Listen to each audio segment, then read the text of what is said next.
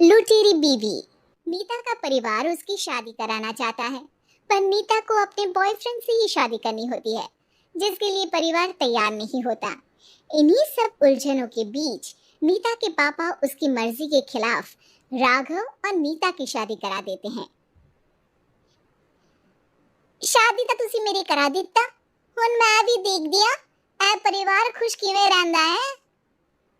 अपने गुस्से के चलते नीता शादी के अगले ही दिन से परिवार में सबको उल्टे जवाब देना, किसी की कोई बात ना सुनना और अपने मन मुताबिक रहना शुरू कर देती है, जिससे घर में सबको दिक्कत होती है, लेकिन नीता को कोई कुछ नहीं बोलता।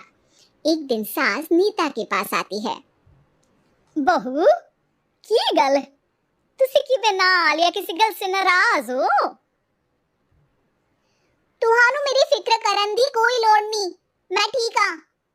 ऐसा बोल नीता वहां से चली जाती है, पर सास की बात उसके मन में रह जाती है। शादी के अगले दिन से ही मैं सब दे नाल किन्ना औखा बिहेव किता, फिर भी अब मेरे तो इन्ने प्यार नाल गल किवें कर सकदी आ। मानू नफरत करनी नहीं आउंदी, ऐस करके वो सोचती है कि एक ना एक दिन तुम्हारा गुस्सा भी खत्म हो जाऊगा। यह कदे नहीं हो सकता। इससे पहले राघव कुछ बोलता, नीता का मोबाइल बजने लगता है, जिस पर राघव वहां से चला जाता है और नीता फोन पर बात करने लगती है। जिसके बाद अगले दिन से नीता की जैसे ही आत्मा बदल गई हो, वो बिना किसी के बोले घर के सारे काम कर देती है। उसकी ऐसी काया पलट देख राघव और उसकी माँ हैरान रह जाते हैं। बहू, तबियत शबियता ठीक सी? तबियत छड्डो माँ, मैनू लगदा इसदा दिमाग हिल गया। तुसी दोनों की गल करी जांदे हो? मैं ठीक हाँ ते मेरा दिमाग भी। बस आज रियलाइज हो गया कि मैं अपने गुस्से विच कितना प्यारा परिवार ठुकरा रही सी। नीता की बात सुनकर सब बहुत खुश होते हैं और अब नीता सास की सेवा से लेकर पति की हर बात मानने लगती है, जिसकी वजह से कुछ ही समय में घर की सारी भाग दौड़ उसके हाथों में आ जाती है। उसी के साथ सास और राघव भी हर काम के लिए नीता पर ही डिपेंड हो जाते हैं। नीता, मेरा लैपटॉप किथे आ? बहू, मेरी दवाइयाँ। अब नीता अच्छी पत्नी और सर्वगुण संपन्न बहू बन गई होती है और इसी तरह विश्वास जीतते हुए एक दिन तिजोरी की चाबियां भी उसके हाथ में आ जाती है। ऐ हुई ना गल, हुन आएगा जिंदगी विच स्वाद।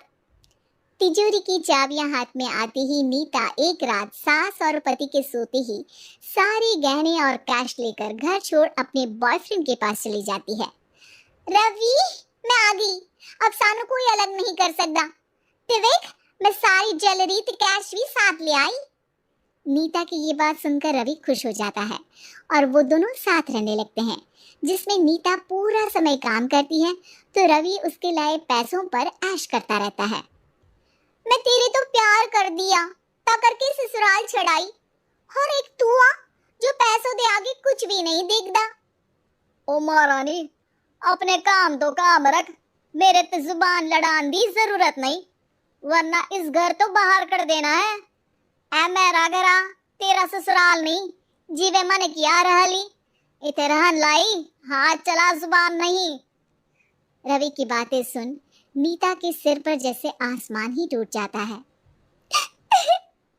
एक तेरे करके मैंने अपने माँ पियो नाल उस भले चंगे ससुराल नु भी धोखा दिता, ते तू छड्ड परे, मेरी ही गलतियां।